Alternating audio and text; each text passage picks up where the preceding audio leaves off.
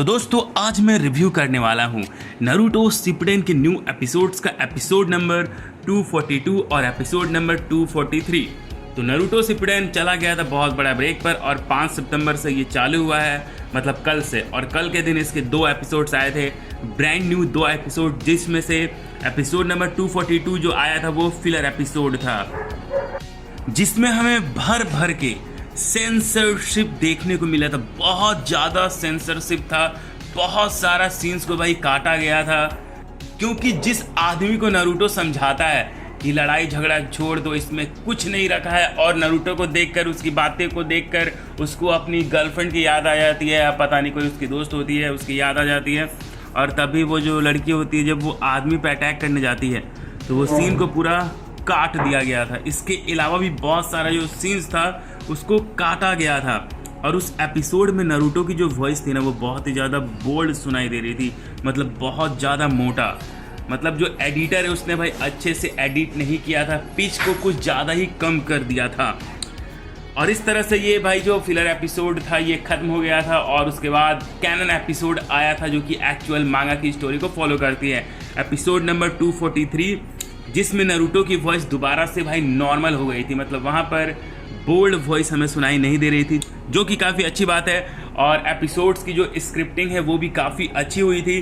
और उसमें जो किलर बी है, जो 8 टेल का जिंजुर्की है, उसकी वॉइस को यार उसका वॉइस अजीब ही सुनाई दे रहा था। कल वाला एपिसोड में ऐसा लग ही नहीं रहा था कि वो उसकी वॉइस है जिसकी वॉइस हम लोग सुनते थे, क्योंकि उसकी वॉइस सुनकर हमें मणिकांत सोरबोई की याद आ जाती थी कि अरे इसकी वॉइस तो ऐसी लग रही है। लेकिन कल वाला वॉइस शायद वही वॉइस एक्टर ने दी थी, लेकिन पिच को बहुत ही ज़्यादा भाई बढ़ा दिया गया था। हमें 8 टेल का भी वॉइस सुनाई दिया था, जो कि भाई समझाता है किलर बी को कि अरे जाओ उसकी हेल्प करो, मैंने देखा है कि उसमें वो पोटेंशियल है। तो उसकी भी वॉइस काफ़ी ज़्यादा दमदार लग रही थी। और जितने भी एडिशनल कैरेक्टर्स हैं ना उनकी भी वॉइस बहुत ही ज़्यादा बढ़िया थी यार। मतलब जितने भी भाई वॉइसेज हैं ना काफ़ी बढ़िया। इस बार की डबिंग काफ़ी ज़्यादा अच्छी हुई है, लेकिन हाँ एडिटिंग में भाई मिस्टेक हो गई है कि वॉइस को भाई ये लोग पिच को बहुत ज़्यादा कम कर दे रहे हैं, जिससे बोल्ड सुनाई दे रहा है आवाज़। और एपिसोड नंबर 243 में हमें इविल नारुतो भी देखने को मिला था, जिसकी वॉइस सुनकर भाई मुझे कबूटो का याद आ गया, क्योंकि भाई वही टोन में वो बात कर रहा था।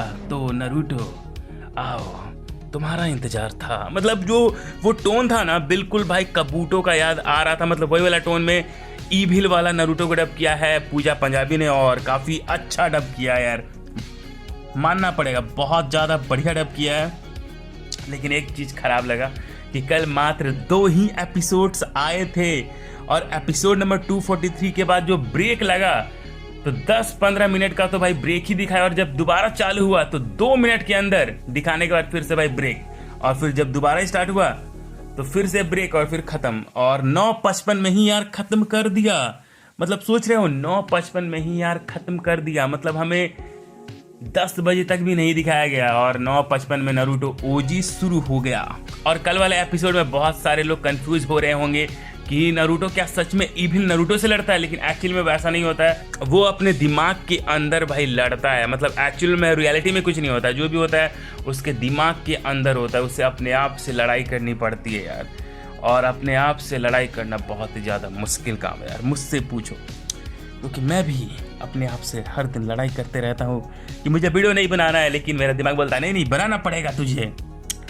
तो फाइट दिमाग के अंदर होती है। तो कैसा लगा आज का हिंदी डब रिव्यू कमेंट्स में ज़रूर बताना। और हाँ, कमेंट्स में ये भी बताना कि क्या मुझे और भी जो एपिसोड्स आने वाले हैं, मुझे हर एपिसोड का हर दिन हिंदी डब रिव्यू करना चाहिए या नहीं करना चाहिए, ये भी बताना।